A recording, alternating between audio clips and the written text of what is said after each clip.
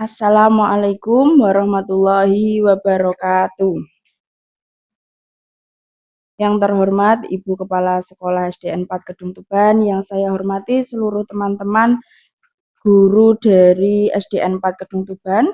Di sini saya akan mencoba menyampaikan tentang penyebaran pemahaman dan penerapan pengalaman budaya positif yang saya dapat dari CGP Angkatan 11. Nah, sebelum itu mari kita buka bersama-sama dengan bacaan bismillah. Bismillahirrahmanirrahim.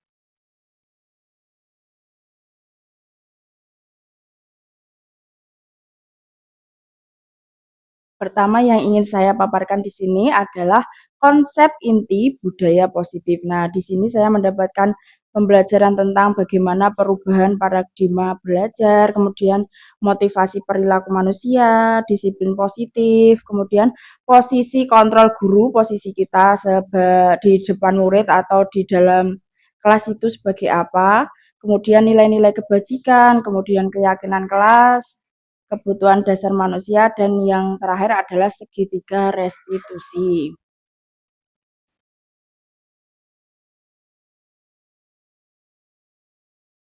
Nah, dalam pembelajaran dengan paradigma baru, di sini pembelajaran dengan paradigma baru merupakan pembelajaran yang dirancang berdasarkan prinsip pembelajaran berdiferensiasi, sehingga para peserta didik sesuai kebutuhannya berdasarkan tahap perkembangan sesuai teori psikologi modern untuk mewujudkan profil pelajar Pancasila. Nah, biasanya kalau kita mengajar itu masih berpatok pada buku paket. Nah, di sini kita coba pembelajaran yang bersifat diferensiasi di mana kita sesuaikan dengan kebutuhan murid. Ada yang tipenya murid mungkin sukanya audio saja, ada murid yang sukanya video, visualnya seperti itu. Nah, di sini pembelajarannya harus disesuaikan dengan minat atau bakat murid. Biasa disebut dengan pembelajaran berdiferensiasi.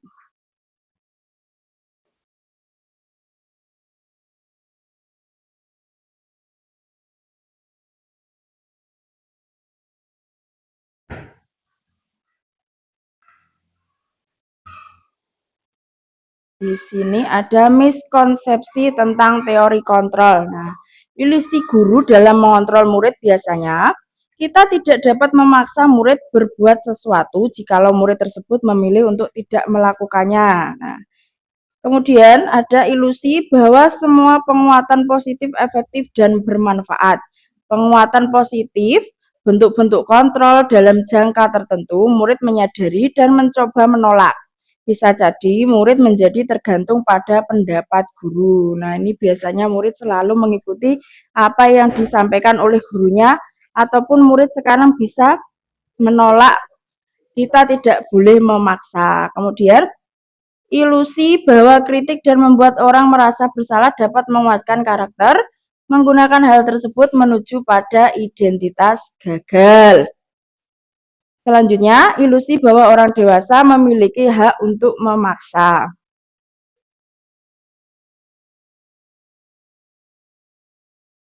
Oke nih, gak apa-apa, gak apa-apa. Kok tak edit ya?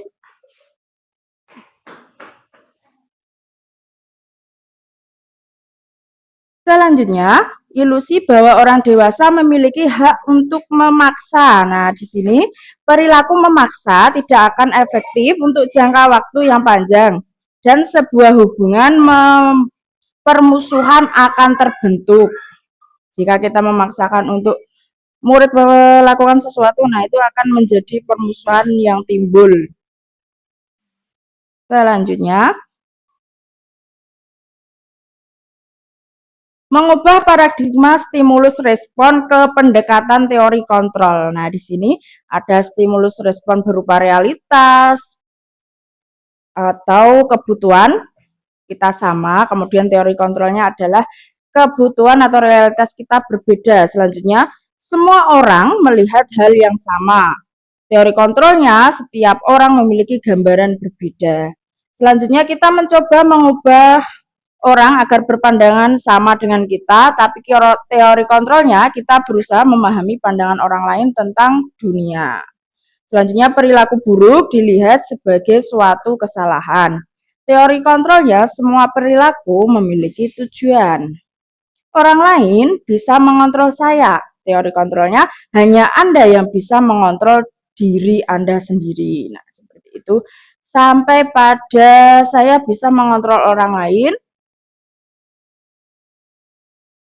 kemudian Anda tidak bisa mengontrol orang lain.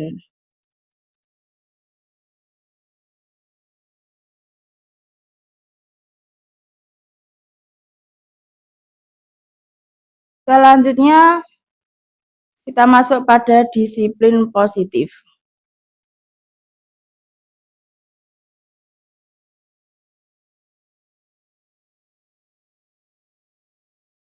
Disiplin positif di sini mengacu pada disiplin diri yang memiliki tanggung jawab terhadap apa yang dilakukannya berdasarkan nilai-nilai yang diyakini. Untuk menciptakan murid yang merdeka, syarat utamanya adalah harus ada disiplin yang kuat. Disiplin diri berasal dari motivasi internal.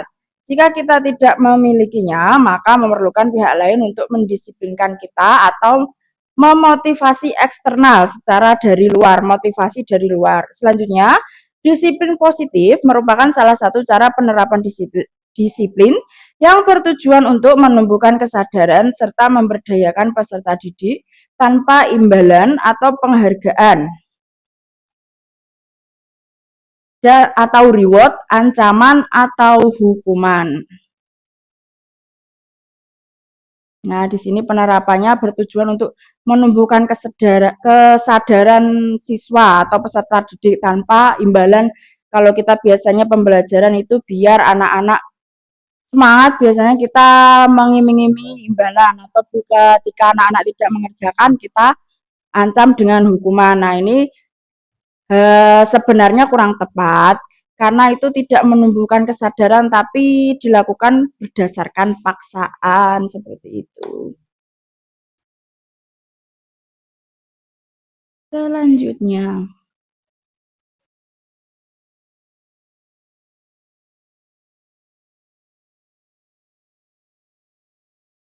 disiplin positif tujuannya.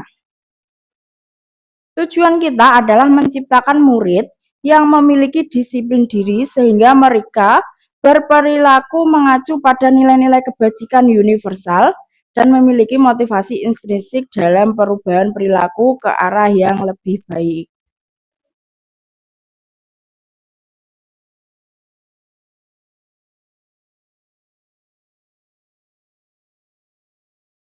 Selanjutnya di sini ada nilai-nilai kebajikan. Nilai kebajikan adalah nilai yang disepakati bersama, lepas dari suku bangsa, agama, bahasa, maupun latar belakangnya. Contoh nilai kebajikan institusi atau organisasi. Di sini ada profil pelajar Pancasila yang biasa kita gunakan, yaitu beriman dan bertakwa kepada Tuhan Yang Maha Esa, kemudian berakhlak mulia, kemudian berkebinekaan global, gotong royong, mandiri, kreatif, dan bernalar kritis. Kemudian ada IBO Primary Years Program, PYP, meliputi toleransi, rasa hormat, integritas, mandiri, menghargai, antusias, empati, kemudian keingintahuan, kreativitas, kerjasama, percaya diri, dan komitmen. Selanjutnya ada keterampilan hidup life skill, yaitu dapat dipercaya, lurus hati, pendengar yang aktif, tidak merendahkan orang lain, kemudian memberikan yang terbaik dari diri.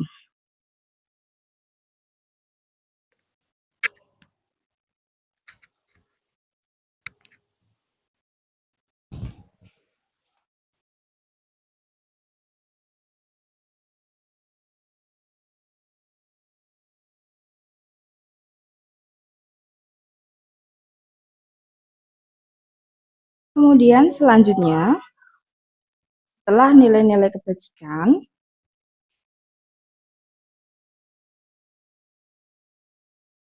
tentang profil pelajar Pancasila, Ibu, kemudian kita akan membahas tentang kebutuhan dasar manusia. Di sini, segala sesuatu yang kita lakukan untuk mendapatkan apa yang kita inginkan, seluruh tindakan yang kita lakukan, kemudian apapun yang kita lakukan saat ini memiliki tujuan tertentu. Dan semua usaha terbaik yang kita lakukan adalah dalam rangka agar kebutuhan dasar kita terpenuhi dengan baik.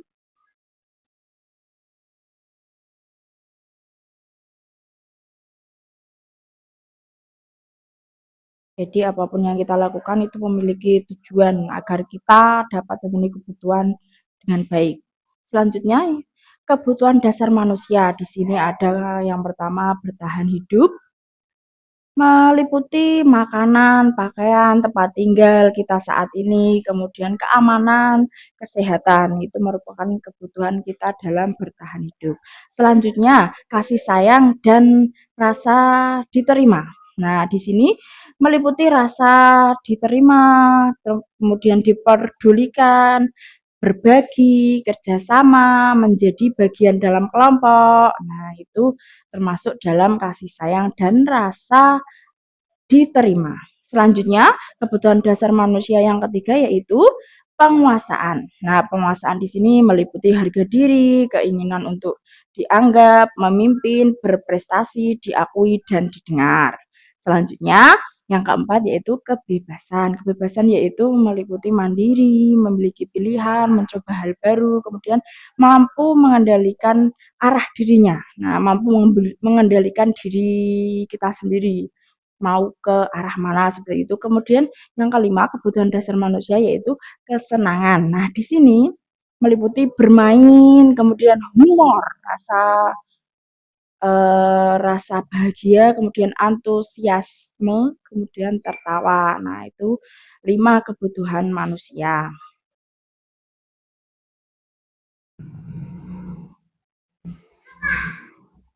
Selanjutnya, selain 5 kebutuhan dasar manusia,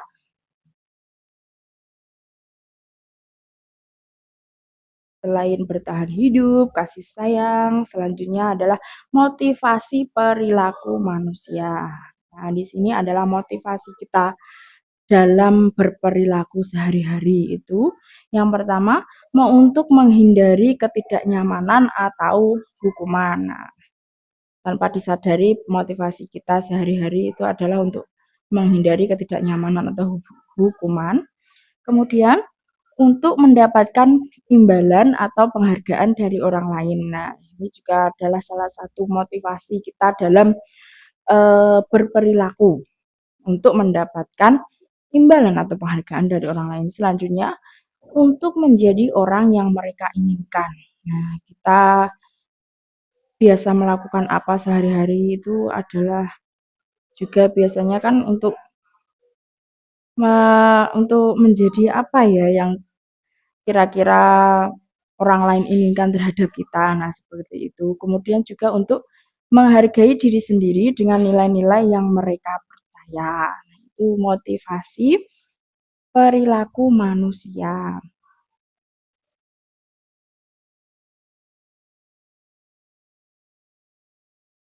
Selanjutnya, selain motivasi tadi ada hukuman. Hukuman konsekuensi restitusi. Nah, di sini kita akan mencoba membahas tentang hukuman konsekuensi restitusi. Yang pertama, dalam hukuman tidak terencana atau tiba-tiba. Nah, tiba-tiba terjadi, kemudian murid tidak tahu apa yang terjadi atau tidak dilibatkan. Bersifat satu arah. Yang terakhir berupa hukuman fisik atau psikis. Nah, di sini tanpa kita sadari ada hukuman itu mungkin ada yang kita lakukan terhadap murid karena tadi tidak terencana. Mungkin ada murid yang melakukan kesalahan, nah kita mengambil keputusan yang bersifat satu arah. Nah, itu juga termasuk hukuman yang tanpa kita sadari itu kita sudah menghukum murid seperti itu. Selanjutnya konsekuensi. Kalau konsekuensi ini terencana atau disepakati sesuai peraturan. Kemudian murid tetap dibuat tidak nyaman. Yang ketiga, sikap guru selalu memonitor murid. Nah, ini biasa terjadi ketika kita sudah membuat kesepakatan, kemudian dilanggar murid. Nah, kemudian murid mendapatkan konsekuensi dari apa yang sudah dilakukan. Kalau kemarin kita di CGP angkatan 11 Bapak Ibu, kita mendapatkan pembelajaran tentang itu, kemudian kita dibagikan pemahaman tentang restitusi, bagaimana mengatasi persoalan-persoalan di sekolah ini. Nah, ini selanjutnya ada restitusi, yaitu proses menciptakan kondisi bagi murid untuk memperbaiki kesalahan. Yang selanjutnya adalah proses kolaboratif yang mengajarkan murid untuk mencari solusi sendiri. Nah, seperti yang saya katakan tadi bahwa kita di CGP angkatan 11 ini mendapatkan pemahaman pembelajaran tentang restitusi, bagaimana kita mengatasi masalah ketika terjadi masalah-masalah di sekolahan, apa yang harus kita lakukan, apa yang harus kita perbuat untuk menangani murid-murid yang ada di sekolah. Tidak harus dengan hukuman, kita bisa menggunakan restitusi yang lebih berpihak kepada murid.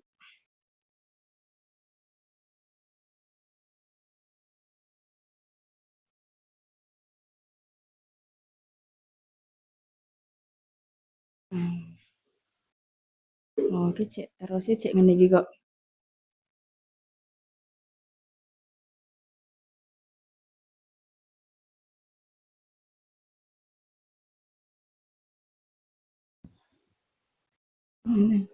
Nah, ketok. Nah, berikut adalah contoh dari hukuman. Nah, hukuman ini biasanya negatif, kata-katanya mengarah ke negatif, seperti contoh, awas kalau dilakukan lagi ya, nanti awas kamu. Nah, seperti ini adalah contoh dari mod paksaan. Jadi, kita tidak sadar mungkin menggunakan kalimat-kalimat ini untuk menghukum murid ketika melakukan kesalahan. Nah, ini sifatnya atau kalimat negatif. Nah, ini harus dikurangi atau tidak dilakukan ketika kita melakukan solusi atau menindak dari kesalahan murid. Selanjutnya adalah konsekuensi. Konsekuensi ini bersifat netral. Contohnya, lakukan apa yang saya katakan. Nah, di sini termasuk stimulus atau respon dari murid bagaimana. Nah, ini biasanya masih di tengah-tengah. Selanjutnya, restitusi ke arah positif, yaitu apakah hal ini yang sesungguhnya ingin kamu lakukan. Nah, ini termasuk ke dalam teori kontrol. Biasanya kalau kita mengatasi permasalahan yang terjadi pada murid, nah, biasanya masih menggunakan yang konsekuensi. Nah, kita baiknya menggunakan yang restitusi. Nah, apakah hal ini yang sesungguhnya ingin kamu lakukan? Nah, ketika contohnya mungkin ada murid yang tidak memakai sepatu atau ada murid yang terlambat ketika upacara, bagaimana mengatasinya? Nah, itu kita harus menggunakan restitusi. Kita tanya dulu, validasi dulu, apakah penyebab anak melakukan suatu kesalahan tersebut, apakah anak itu memang sengaja datang ke sekolah terlambat, ataukah ada hal lain yang menyebabkan anak itu memang tidak bisa datang tepat waktu, sehingga menyebabkan ia datang terlambat ke sekolah, seperti itu.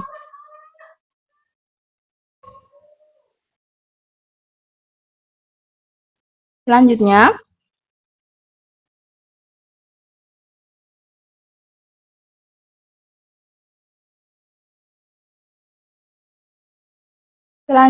adalah penghargaan.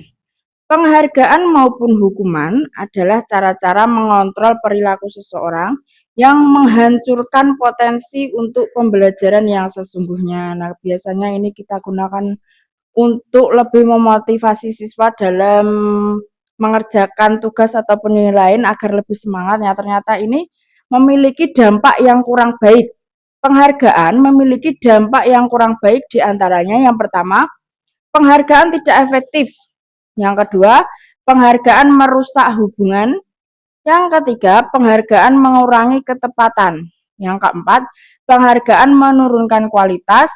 Yang kelima, penghargaan mematikan kreativitas. Kemudian yang keenam, penghargaan menghukum. Nah, ini maksudnya yang pertama, penghargaan tidak efektif karena ini tidak anjurkan ketika kita mengajar di kelas ini menyebabkan kesimpangan atau yang lain yang mungkin tidak bisa akan tidak memiliki kesempatan atau anak itu saja yang mendapatkan penghargaan itu membuat hubungan juga antara siswa yang satu dengan yang lain menjadi tidak baik. Nah, ini terlihat penghargaan merusak hubungan. Nah, ini di benak anak mungkin akan terbersit pemikiran, oh gurune itu hanya ingin memberi yang itu saja, yang kita tidak dianggap seperti itu. Nah, kemudian penghargaan mengurangi ketepatan. Nah, di sini kembali lagi ke poin satu tadi, tidak efektif karena mungkin yang mendapatkan penghargaan adalah murid itu saja, tidak memberi kesempatan yang lain, seperti itu. Kemudian penghargaan menurunkan kualitas. Nah, kualitas pembelajarannya menjadi tidak efektif karena mungkin siswa hanya mau mengerjakan ketika ada embel-embel penghargaan di belakangnya, seperti itu. Penghargaan mematikan kreativitas. Nah, ini siswa akan mengacu kepada penghargaannya, dia akan mengerjakan tugas ketika ada penghargaan sehingga kreativitas dalam dirinya tidak muncul, dia hanya mau mengerjakan karena embel-embel motivasi penghargaan. Selanjutnya, penghargaan itu menghukum siswa yang tidak pernah mendapat penghargaan. Dia akan merasa, wah aku tidak pernah dapat ya, aku tidak pernah, kok yang itu saja ya yang mendapat penghargaan atau yang mendapat hadiah dari tugas-tugas, sementara saya juga sudah merasa sudah mengerjakan yang terbaik kok, tapi kok tidak mendapatkan penghargaan, seperti itu.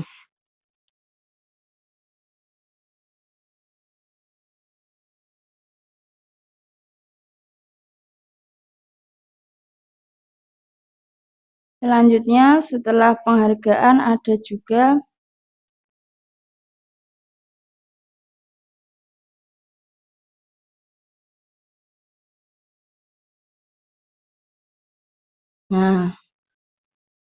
di sini kita akan membahas tentang 5 posisi kontrol guru. Nah, membahas tentang posisi kita di dalam kelas itu sebagai apa? Apakah kita itu sebagai penghukum, atau pembuat merasa bersalah, atau sebagai teman, atau sebagai pemantau, atau juga sebagai manajer. Nah, kita memposisikan diri kita ketika di kelas itu sebagai apa?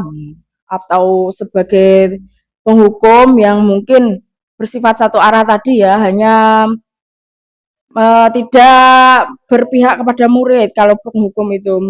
Kemudian pembuat merasa bersalah seperti itu, atau kita memposisikan diri kita itu sebagai teman mereka, teman peserta didik. Nah, atau kita sebagai pemantau dari jauh, melihat dari jauh, kemudian atau sebagai manajer. Kalau manajer ini mengontrol peserta didik.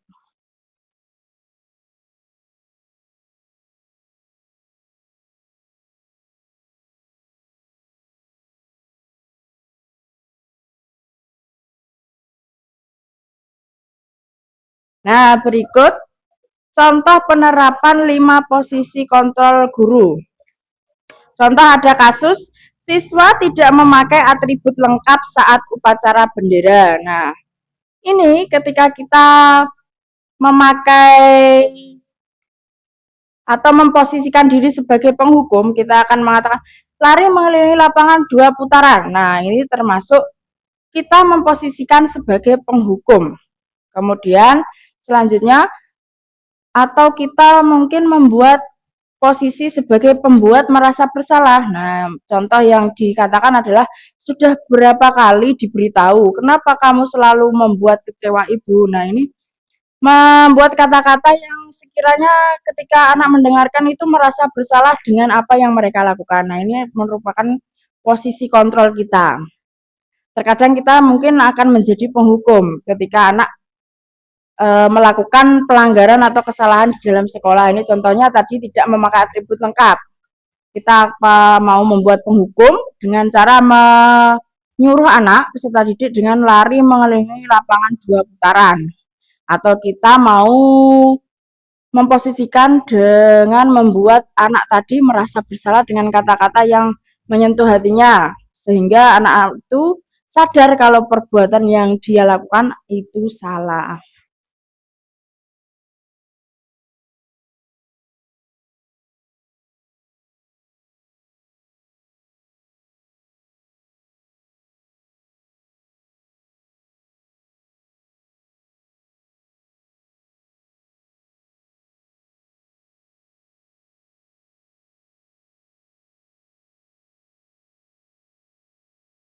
Selanjutnya, posisi yang bisa kita lakukan yang pertama selain tadi penghukum, kemudian pembuat merasa bersalah, yang ketiga adalah teman.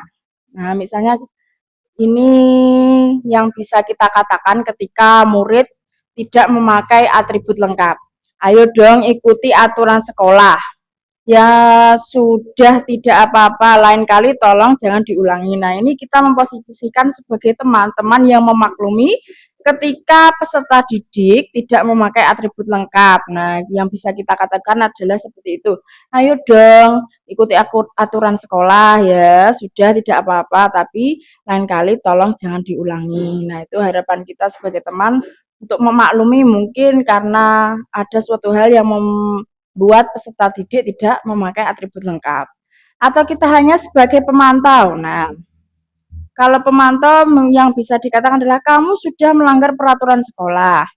Kamu tahu konsekuensinya beli atribut upacara, jangan diulangi lagi. Nah, kita ini sebagai pemantau dengan menyarankan peserta didik untuk tidak melanggar peraturan, kemudian membeli atribut karena tidak memakai atribut lengkap.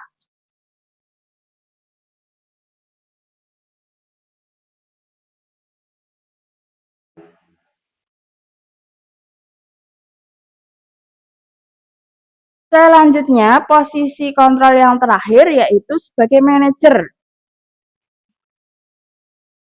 Apa yang apa kamu tahu kesalahanmu? Kira-kira bagaimana kamu akan memperbaiki kesalahanmu? Nah, ini adalah menurut saya posisi yang paling tepat ketika kita menjadi guru. Nah, kita harus tanya dulu atau validasi dulu kepada murid. Kira-kira kamu itu kesalahanmu apa? Apa kamu tahu? Nah, kira-kira bagaimana kamu akan memperbaiki kesalahanmu itu? Nah, seperti itu. Itu untuk posisi kontrol guru sebagai manajer.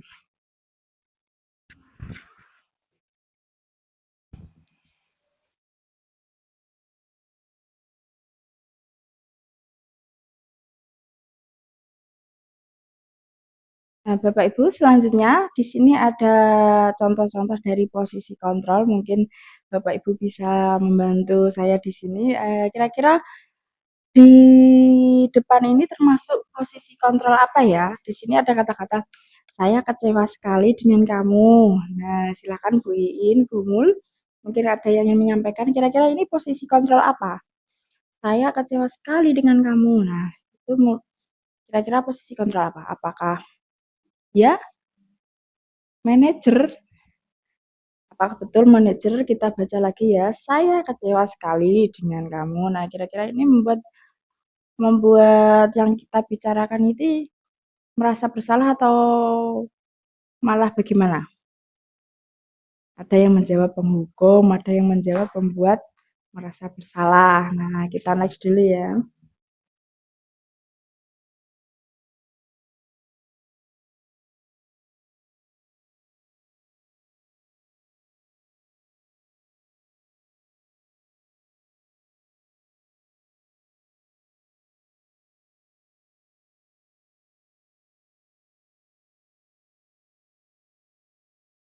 Kalau menurut saya pribadi, saya kecewa sekali dengan kamu. Mungkin ini kata-kata yang bisa membuat siswa merasa bersalah ya. Selanjutnya,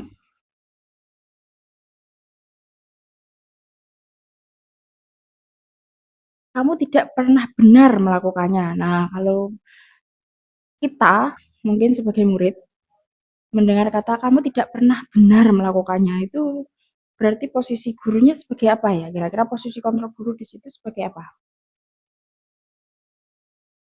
Ya, Bu Wati sebagai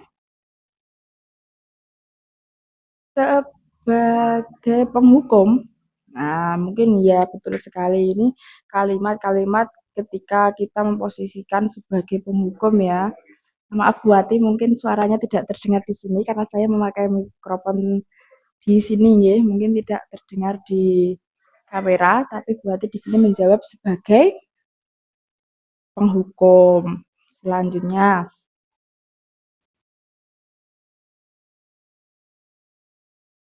ayolah lakukan demi Bapak Ibu ya. Nah, ini bisa posisi kontrol kita sebagai apa? Ya, Bu, monggo bisa ditulis dulu mungkin di catatannya. Ayolah lakukan demi Bapak Ibu ya. Kira-kira posisi kontrol kita sebagai apa? Saya next dulu ya, disimpan dulu. Kemudian sanksi atau konsekuensinya apa? Tahu kan? Kalau tadi mungkin saya bisa menyimpulkan itu kita memiliki posisi kontrol sebagai teman. Nah, selanjutnya sanksi atau konsekuensinya apa? Tahu kan? Nah, ini bisa sebagai pemantau. Posisi kontrol kita adalah sebagai pemantau.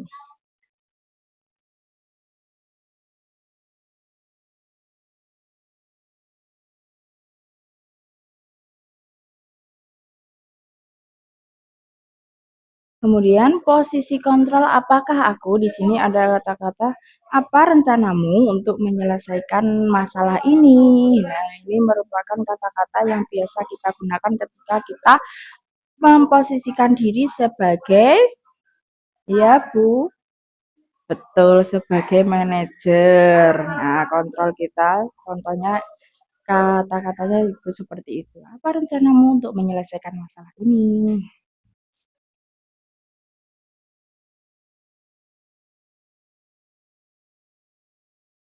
Selanjutnya, kita akan membahas tentang keyakinan kelas. Mengapa keyakinan kelas? Mengapa bukan peraturan kelas? Kalau keyakinan kelas adalah keyakinan yang kita sepakati bersama antara kita dengan peserta didik kita. Kalau peraturan mungkin hanya berpihak kepada kita saja. Kalau keyakinan kelas adalah yang berpihak atau bisa menguntungkan antara kita dan peserta didik.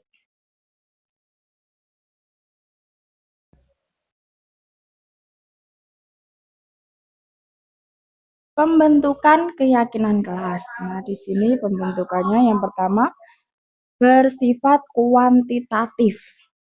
Kualitas, kuantitas ada ada dua-duanya di dalamnya. Kemudian berupa pernyataan universal.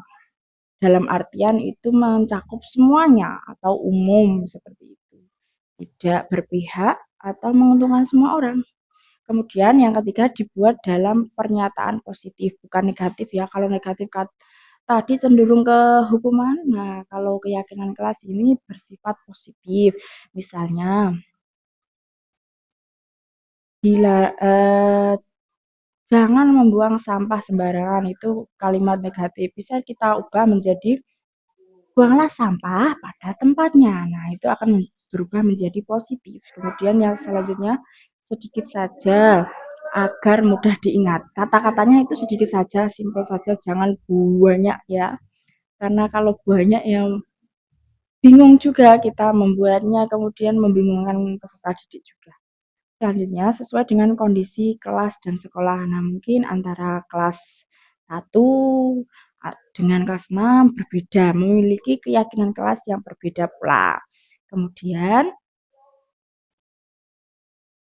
kita juga harus menyesuaikan dengan sekolahnya. Nah, keyakinan kelas itu agar mudah diterapkan seperti itu. Selanjutnya, semua semua warga sekolah atau warga kelas dilibatkan saat membuat keyakinan kelas. Nah, sebaiknya ketika kita membuat keyakinan kelas ini, kita harus melibatkan peserta didik, guru, kemudian kepala sekolah. Nah, seperti itu. Kita libatkan semua warga sekolah.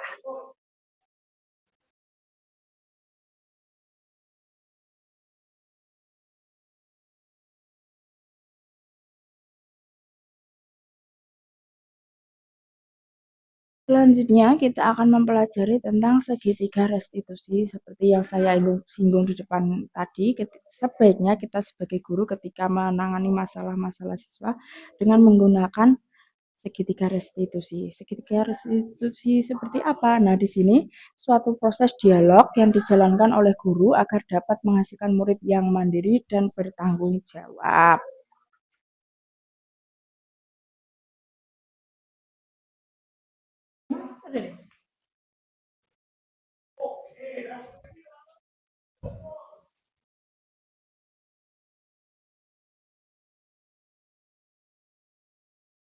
Proses segitiga restitusi di sini meliputi yang pertama yaitu validasi tindakan yang salah. Kemudian yang kedua menanyakan kayak saya ulangi, yang pertama menstabilkan identitas dulu. Kemudian validasi tindakan yang salah. Yang ketiga menanyakan keyakinan. Nah, ini adalah proses-proses yang kita tempuh ketika kita membuat segitiga restitusi. Yang pertama menstabilkan identitas. Tadi bisa kita lakukan terlebih dahulu agar anak tidak takut. Kemudian kita validasi tindakan yang salah seperti yang saya contohkan di depan tadi tentang murid yang terlambat. Kita tanya dulu kenapa dia telat. Nah, seperti itu. Kemudian yang ketiga menanyakan keyakinan. Nah, seperti keyakinan yang dibuat di sekolah biasanya mempunyai keyakinan sekolah seperti anak yang berangkat tidak boleh terlambat atau berangkat tepat waktu pada pukul 7 seperti itu.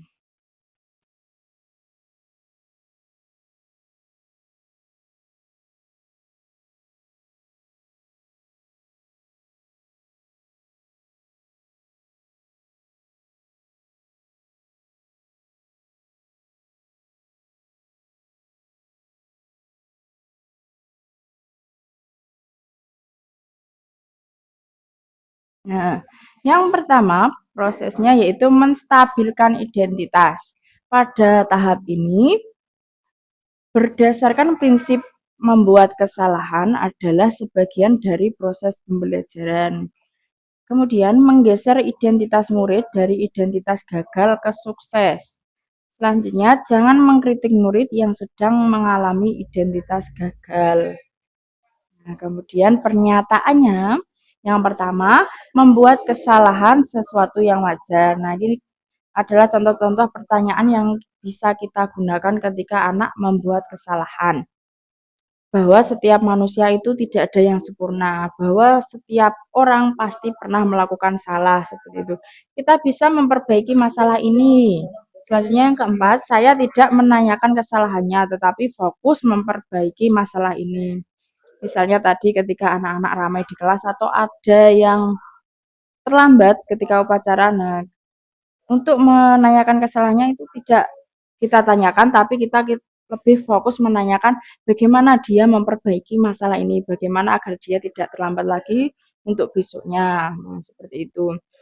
Selanjutnya, apakah saat ini kamu tengah menjadi orang yang baik untuk dirimu sendiri? Nah, ini adalah 5 contoh pernyataan yang bisa kita gunakan ketika mengatasi murid yang melakukan kesalahan. Pertama atau tindakan pertama yaitu menstabilkan identitas. Contoh-contohnya tadi 5 tadi.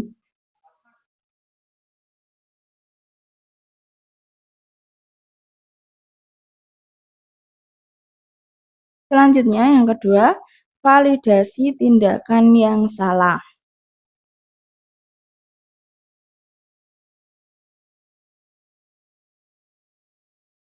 Di sini, berdasarkan prinsip, setiap perilaku berupaya memenuhi suatu kebutuhan tertentu.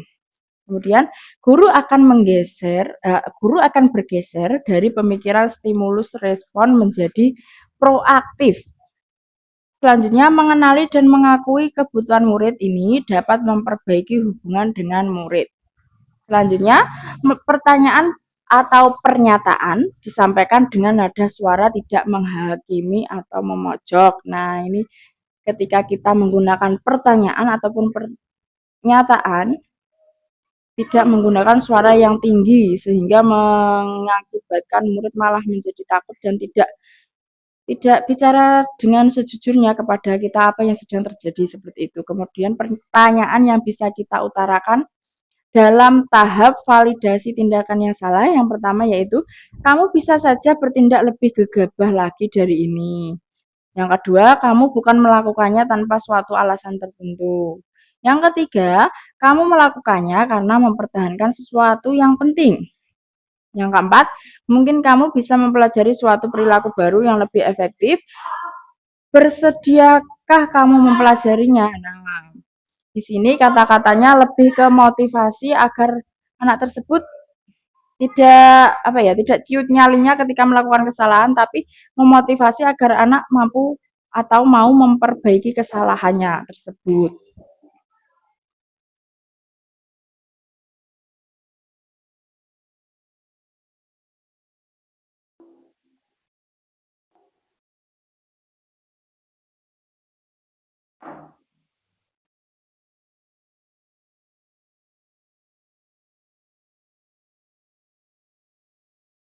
Selanjutnya menanyakan keyakinan. Tahap ketiga dari segitiga restitusi yaitu menanyakan keyakinan. Nah, di sini meliputi termotivasi intrinsik dalam artian motivasi timbul dari dalam diri siswa tersebut.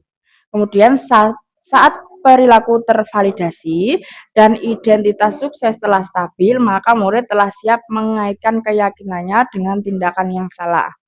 Pertanyaan yang bisa kita gunakan ketika pada tahap menanyakan keyakinan yaitu yang pertama, sebagai keluarga atau kelas, apa yang kita yakini? Kemudian yang kedua, nilai-nilai apa yang telah kita sepakati? Kemudian yang ketiga, seperti apa gambaran sebuah kelas yang ideal bagi kamu? Yang keempat, kamu ingin menjadikan orang seperti apa? Nah, pada tahap ini kita tanyakan kepada peserta didik yang sebelumnya kita sudah memiliki keyakinan kelas. Nah, apakah kamu ingat dengan keyakinan kelas yang sudah kita buat? Misalnya ada anak yang membuang sampah sembarangan. Nah, kita tanyakan kembali. Keyakinan kelas yang sudah dibuat kan dituliskan mungkin buanglah sampah pada tempatnya. Nah, kita tanyakan lagi keyakinan tersebut. Kenapa anak membuang sembarangan walaupun kita sudah punya kesepakatan kelas. Nah, kita ingatkan kembali kesepakatan atau keyakinan kelas yang sudah kita sepakati.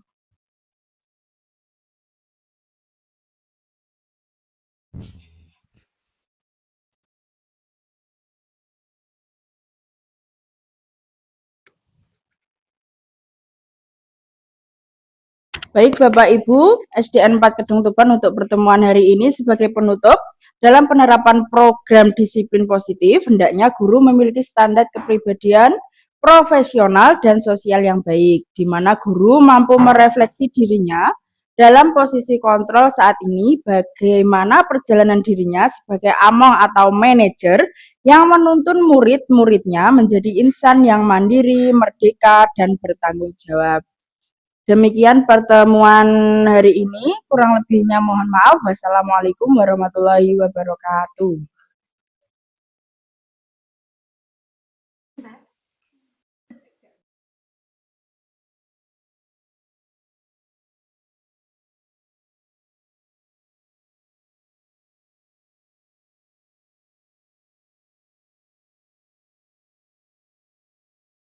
Zahra, kamu tahu kenapa sekarang kamu dipanggil Bu Ira ke sini? Tahu Bu, Bu Ira memanggil saya karena saya tadi datang terlambat sehingga ketinggalan upacara bendera. Syukurlah kalau kamu tahu. Bu Ira mengerti kalau semua orang pernah melakukan kesalahan. Tidak ada orang yang sempurna, tapi dari kesalahan itu kita bisa mengambil hikmah dan pelajarannya. Kita bisa memperbaiki kesalahan itu. Kira-kira penyebab apa kamu terlambat tadi pagi? Saya terlambat sampai sekolah karena tadi saya bangun kesiangan Bu. Tidak ada yang membangunkan saya, sedangkan jam alarm saya mati karena baterainya habis. Walaupun begitu, tindakan yang kamu lakukan itu salah. Sekolah mempunyai peraturan dan kamu harus mematuhi peraturan tersebut. Ya, maaf. Ya, saya mengerti. Walaupun begitu, Zahra masih ingat kan dengan kesepakatan kelas atau keyakinan kelas yang sudah kita sepakati kan? Saya ingat Bu, keyakinan kelas kita harus disiplin waktu dan menghargai orang lain, datang ke sekolah tepat waktu. Betul sekali, Zahra. Berarti apa yang harus kamu lakukan untuk memperbaiki kesalahan tersebut?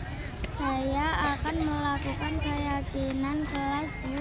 Saya akan membeli batu jam alarm agar bisa saya nyalakan lagi sehingga saya tidak kesiangan lagi. Bagus sekali, Zahra. Saya menghargai usaha kamu untuk memperbaiki kesalahan. Semoga kamu bisa melaksanakannya dengan sepenuh hati ya. Iya Bu, terima kasih.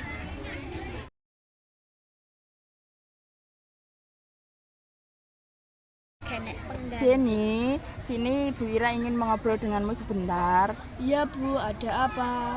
Tadi Bu Ira lihat Jenny kenapa hanya diam-diam saja, tidak ikut membantu teman-teman yang sedang menyapu kelas. Kenapa Jenny hanya duduk diam di kursi saja? Iya Bu, maafkan saya. Nah, Bu Ira memanggil Jenny ke sini bukan untuk mencari kesalahan, tapi Bu Ira ingin berdiskusi dengan Jenny bagaimana kamu menyelesaikan permasalahan itu. Saya paham semua orang pernah berbuat salah, tidak ada manusia yang sempurna. Iya Bu. Menurut Bu Ira, semua tindakan seseorang pasti ada alasannya yang mendasari. Nah, saya ingin tahu apa alasan Jenny melakukan itu semua. Apa yang membuat Jenny tidak ikut menyapu di saat semua teman Jenny menyapu bergotong royong untuk membersihkan kelas? Iya Bu, saya tidak ikut menyapu karena saya capek Bu. Kenapa kamu capek? Kamu habis melakukan apa? Saya tadi pergi main kejar-kejaran dengan teman kelas 5 Bu, sehingga saya capek dan lelah. Jenny, apakah kamu ingat dengan kesepakatan kelas yang sudah kita buat bersama-sama? Ingat Bu. Nah, menurut Jenny, apakah tindakan itu benar? Apakah sudah sesuai dengan kesepakatan kelas kita? Tidak sesuai Bu. Menurut Jenny, tidak sesuai dengan nilai keyakinan apa?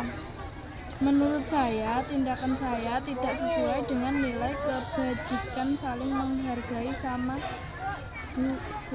Bu. Nah, betul sekali. Untuk itu, Jenny harus berbuat apa biar bisa memperbaiki kesalahan tersebut? Saya tidak boleh kejar-kejaran lagi dengan kelas 5 sehingga saya tidak capek dan bisa ikut menyapu bersama teman-teman untuk membersihkan lingkungan kelas. Betul sekali Jenny, saya sangat menghargai apa yang kamu lakukan. Semoga kamu dapat melaksanakannya. Ya, terima kasih Bu.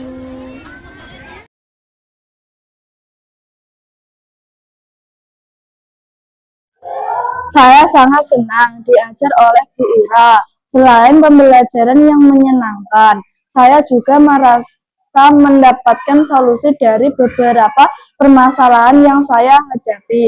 Misalnya, ketika saya melakukan kesalahan dengan membuang sampah sembarangan, beliau tidak langsung menghakimi atas kesalahan tersebut, tapi menanyakan alasan saya melakukan tindakan tersebut, kemudian mengingatkan saya tentang keyakinan sekolah untuk membuang sampah pada tempatnya, sehingga saya sadar dan mau bertanggung jawab atas kesalahan tersebut dan tidak mengulangi kesalahan tersebut.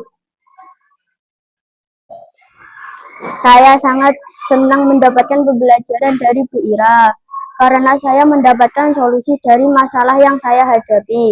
Saya pernah ramai di kelas, kemudian saya diingatkan tentang keyakinan kelas yang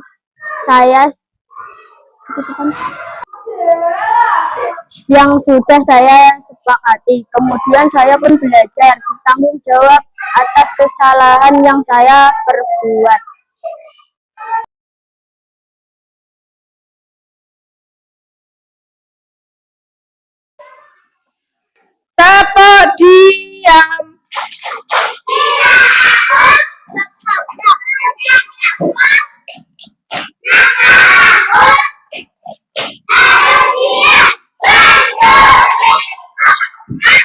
Nah, tasnya dilepas, jangan dipakai. Ayo, nih. Sekarang anak-anak kita akan membuat yang namanya keyakinan kelas. Nah, keyakinan kelas. Keyakinan kelas itu apa, Bu? Keyakinan kelas itu semacam peraturan yang kita sepakati bersama ben belajare menyenang. Biasanya kalau di kelas pertama yang dilakukan berarti kalau ke sekolah apa? Datang tepat waktu. Tadi ada yang terlambat atau tidak? Nah, kalau sekolah itu harus datang tepat. Nah, itu contoh yang namanya keyakinan Nah, mari kita buat bersama-sama. Pertama ditulis. Yang pertama tadi apa? Datang tepat. Ditulis dulu.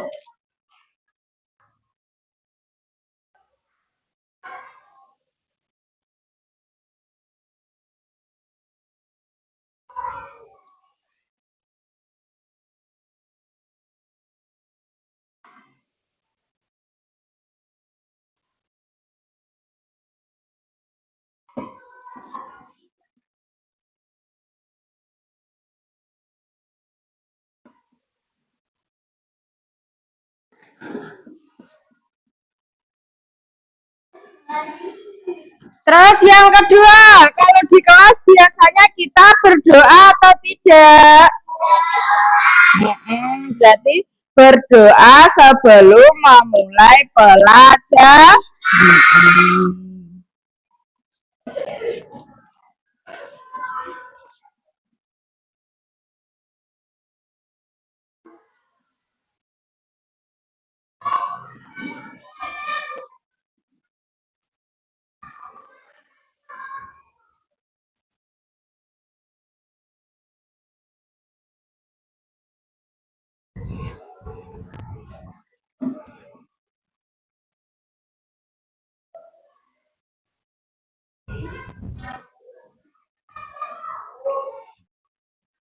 Terus yang ketiga, untuk menjaga kebersihan kelas, sampahnya kira-kira dibuangnya di mana? Berarti buanglah sampah pada tempatnya. Betul.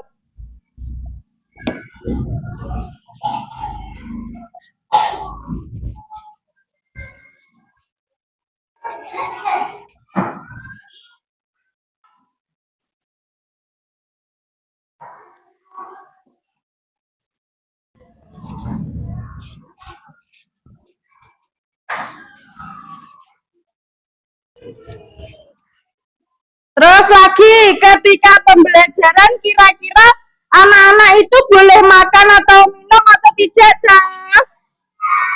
Harus mengikuti pelajaran dengan senang, sedih, apa sambil nangis? Senang, gembira. Berarti mengikuti pelajaran dengan hati gembira.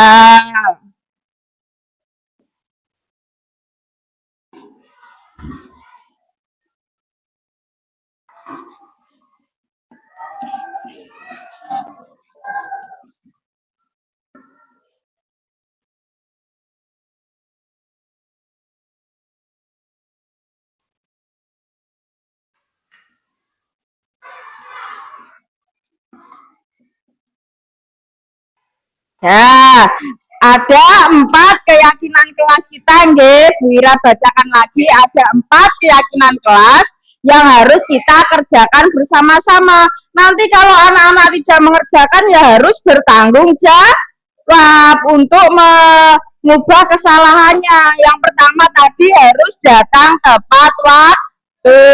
Yang kedua berdoa sebelum memulai pelajaran. Yang ketiga, buanglah sampah pada tempat. Yang keempat, mengikuti pembelajaran dengan gembira. Sekarang maju satu-satu, silahkan telapak tangannya diblak pakai spidol yang Bu Ira bagi nanti ya. Terus tangannya tengahnya dikasih nama. Misalnya ini Bu Ira dulu ya. Bu Ira sing gede di sini.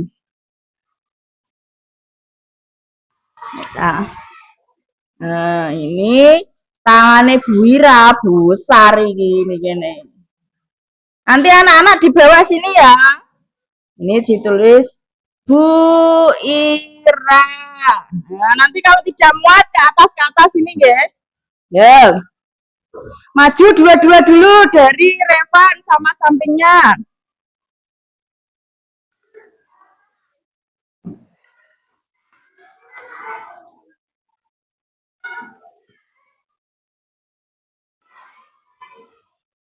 Nah, Tok.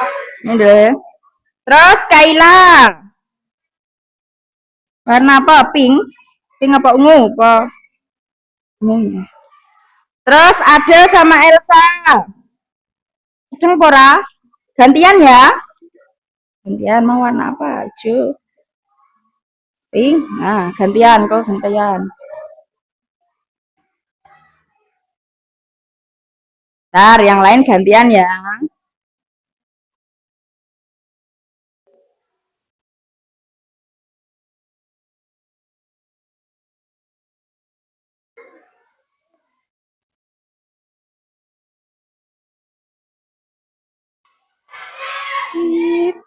Ya, Bon dikasih nama kene, Rifan.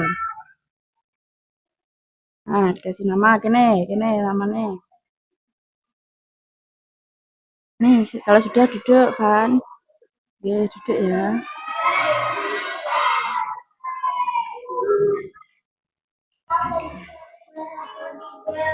Nih, sini.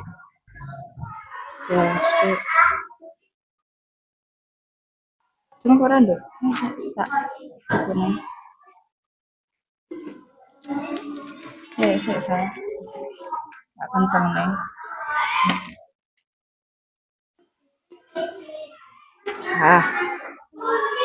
Nah, situ gak apa-apa, kene ya gak apa-apa. Ini kono ya apa-apa. Terus siapa Bima sama Nizam.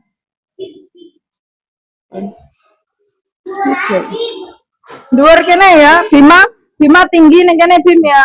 Ketok oleh jajal coba tanganmu di yang sebelah kene nah. Nah, kene. Nggih. Ya. Ini warna apa yang belum ya? Oranye. Birunya. Kene Bim, kene ya. Kene le. Kene cek sedeng. Ya, kene. Saya pasno. Pasno Bim kene Bim. Lah, ampun nang ketok. Gak gedo. Tutupe. Nah. Terus itu. Nggih, ayo berdua maju.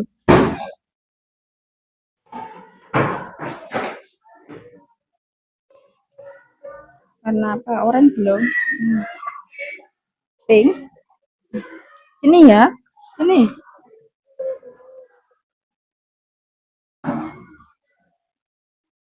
Sini loh, Dek. Sini. Coba tanganmu muat, Dek. Sini. Ini tak, iki tiga kene dhuwur kene. Dikasih nama sini.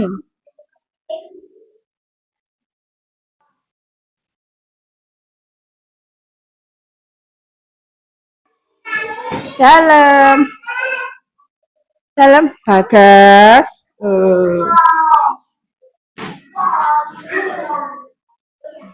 Oh, duduk ya. Del duduk, Del.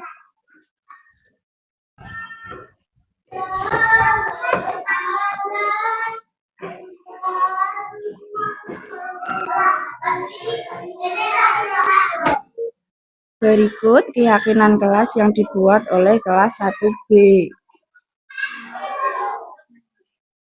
Kemudian ada tanda tangan dengan gambar telapak tangan dari masing-masing siswa kelas 1B.